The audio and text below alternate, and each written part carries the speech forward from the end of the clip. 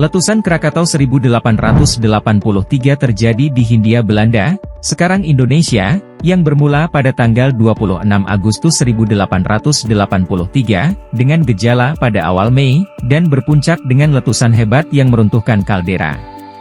Pada tanggal 27 Agustus 1883, 2/3 bagian Krakatau runtuh dalam sebuah letusan berantai, melenyapkan sebagian besar pulau di sekelilingnya. Aktivitas seismik tetap berlangsung hingga Februari 1884. Letusan ini adalah salah satu letusan gunung api paling mematikan dan paling merusak dalam sejarah, setelah letusan Tambora 1815, menimbulkan setidaknya 36.417 hingga 80,000 korban jiwa akibat letusan dan tsunami yang dihasilkannya. Dampak letusan ini juga bisa dirasakan di seluruh penjuru dunia.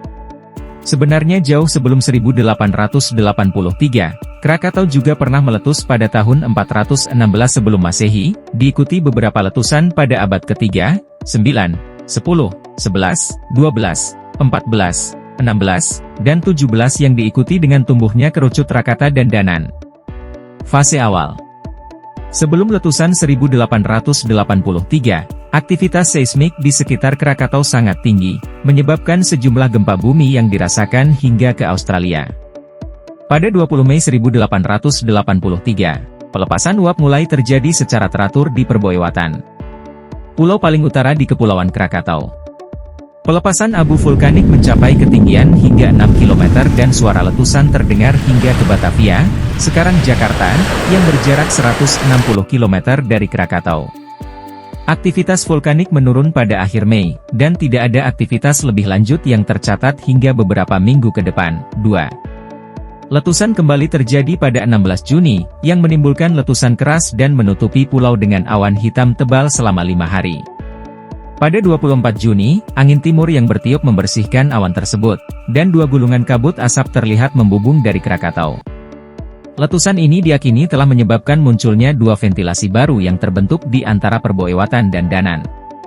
Aktivitas gunung juga menyebabkan air pasang di sekitarnya menjadi sangat tinggi, dan kapal-kapal di pelabuhan harus ditambatkan dengan rantai agar tidak terseret laut. Guncangan gempa mulai terasa di Anyer, Jawa Barat, dan kapal-kapal Belanda melaporkan mengenai adanya batu apung besar yang mengambang di Samudra Hindia di sebelah barat. Pada tanggal 11 Agustus, pakar topografi Belanda, Kapten Haji J.G. Verzenaar, mulai menyelidiki pulau. Ia menemukan 3 gulungan abu telah melingkupi pulau, dan lepasan uap dari setidaknya 11 ventilasi lainnya, sebagian besarnya terdapat di Danan dan Rakata. Saat mendarat, Verzenaar mencatat adanya lapisan abu setebal 0,5 m, dan musnahnya semua vegetasi pulau, hanya menyisakan tunggul-tunggul pohon. Keesokan harinya, sebuah kapal yang lewat melaporkan mengenai adanya ventilasi baru yang berjarak, hanya beberapa meter di atas permukaan laut. Aktivitas vulkanik Krakatau terus berlanjut hingga pertengahan Agustus. Gunung Krakatau di Pulau Rakata, perairan Selat Sunda, meletus hebat. Dikutip dari History, letusan saat itu merupakan yang terkuat dalam sejarah dengan level 6 skala Volcanic Explosivity Index, VI, dengan kekuatan 200 megaton TNT. Sebagai perbandingan, bom yang menghancurkan kota Hiroshima, Jepang pada 1945 memiliki kekuatan 20 kiloton. Diketahui pada saat itu, Krakatau terdiri dari 3 puncak, yakni Perbuewatan yang berada paling utara dan teraktif, Danan di tengah, dan Rakata yang terbesar. Sebelum meletus hebat, Krakatau sudah menunjukkan aktivitas erupsi pertama setelah lebih dari 200 tahun, yaitu pada Mei 1883. Saat itu, masyarakat di sekitar Barat Jawa dan Selatan Sumatera merasakan getaran dan mendengar ledakan. Sebuah kapal perang Jerman yang melintas saat itu melaporkan, terdapat awan dan debu yang membumbung setinggi 9,5 km di atas Krakatau. 2 bulan setelah laporan tersebut, letusan serupa disaksikan oleh kapal komersial serta penduduk Jawa dan Sumatera. Namun, justru disambut gembira oleh penduduk karena minimnya pengetahuan terkait kebencanaan. Fase klimaks. Litograf Krakatau Ca. 1883, tanggal 25 Agustus, letusan semakin meningkat. Sekitar pukul 13 tanggal 26 Agustus, Krakatau memasuki fase paroksimal. 1 jam kemudian, para pengamat bisa melihat awan abu hitam dengan ketinggian 27 km, 17 mi. Pada saat ini, letusan terjadi terus-menerus dan ledakan terdengar setiap 10 menit sekali. Kapal-kapal yang berlayar dalam jarak 20 km, 12 mi, dari Krakatau telah dihujani abu tebal, dengan potongan-potongan batu apung panas berdiameter hampir 10 cm, 3,9 in, mendarat di dek kapal. Tsunami kecil menghantam pesisir Pulau Jawa dan Sumatera hampir 40 km, 25 mi, jauhnya pada pukul 18 dan pukul 19. Pada 27 Agustus, 4 letusan besar terjadi pukul 5.30, pukul 6.44, pukul 10.02, dan pukul 10.41 waktu setempat. Pada pukul 5.30, letusan pertama terjadi di Perboewatan, yang memicu tsunami menuju Teluk Betung. Pukul 6.44, Krakatau meletus lagi di Danan, menimbulkan tsunami di arah timur dan barat.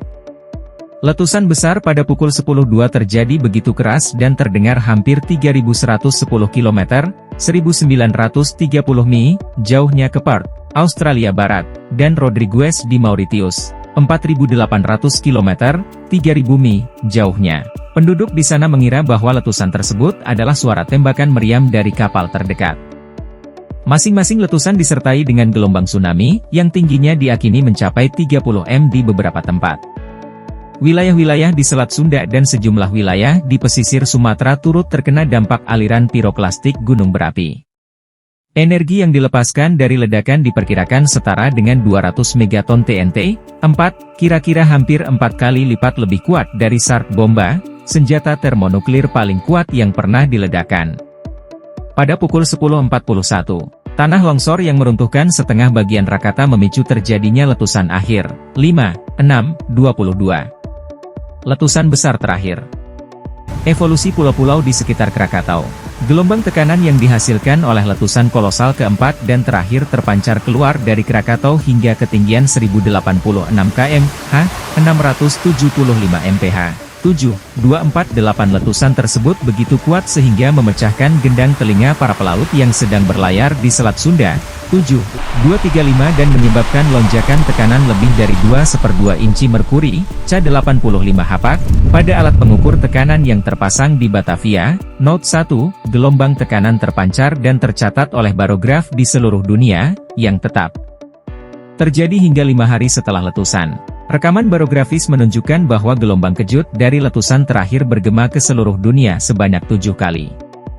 Ketinggian kabut asap diperkirakan mencapai 80 km, 50 mi, 6. Letusan mulai berkurang setelah itu, dan pada pagi 28 Agustus, Krakatau terdiam. Letusan kecil, sebagian besarnya mengeluarkan lumpur, tetap berlanjut hingga Oktober 1883. Kerusakan. Gundukan batu karang, C1885, dihempaskan ke pantai Jawa setelah letusan Krakatau. Pada tengah hari tanggal 27 Agustus 1883, hujan abu panas turun di Ketimbang, sekarang Desa Banding, Raja Basa, Lampung Selatan. Kurang lebih 1.000 orang tewas akibat hujan abu ini. 7. Kombinasi aliran piroklastik, abu vulkanik, dan tsunami juga berdampak besar terhadap wilayah di sekitar Krakatau. Tak satu pun yang selamat dari total 3.000 orang penduduk Pulau Sebesi, yang jaraknya sekitar 13 km, 8,1 mil, dari Krakatau. Aliran piroklastik menewaskan kurang lebih 1.000 orang di Ketimbang dan di pesisir Sumatera yang berjarak 40 km, 25 mil, di sebelah utara Krakatau. Jumlah korban jiwa yang dicatat oleh pemerintah Hindia Belanda adalah 36.417, 8, dengan rincian, 165 kampung hancur total. 132 kampung hancur sebagian, 9, namun beberapa sumber menyatakan bahwa jumlah korban jiwa melebihi 120.000. Kapal-kapal yang berlayar jauh hingga ke Afrika Selatan juga melaporkan guncangan tsunami, dan mayat para korban terapung di lautan berbulan-bulan setelah kejadian. Kota Merak, Banten luluh lantak oleh tsunami, serta kota-kota di sepanjang pantai utara Sumatera hingga 40 km, 25 mil, jauhnya ke daratan. 10. Akibat letusan Krakatau, pulau-pulau di Kepulauan Krakatau hampir seluruhnya menghilang, kecuali 3 pulau di selatan. Jumlah korban tewas akibat erupsi dan tsunami dipastikan mencapai 36,417, tetapi beberapa peneliti memperkirakan korban tewas jauh lebih tinggi, yaitu 120,000 korban tewas. Dampak iklim global. Peta gelombang tsunami. Letusan Krakatau pada tahun 1883 menggelapkan langit di seluruh dunia selama beberapa tahun setelahnya dan menghasilkan pemandangan matahari terbenam yang spektakuler di seluruh dunia selama beberapa bulan. Seniman Inggris, William Ashcroft, membuat ribuan sketsa berwarna tentang matahari terbenam merah di sekitar setengah dunia dari Krakatau dalam beberapa tahun setelah letusan tersebut. Abu vulkanik tersebut menyebabkan matahari terbenam merah yang begitu mencolok sehingga pemadam kebakaran dipanggil di New York, Poughkeepsie, dan New Haven untuk memadamkan api yang seolah-olah terjadi. Letusan ini juga menghasilkan cincin uskup di sekitar matahari pada siang hari, dan cahaya ungu vulkanik pada senja.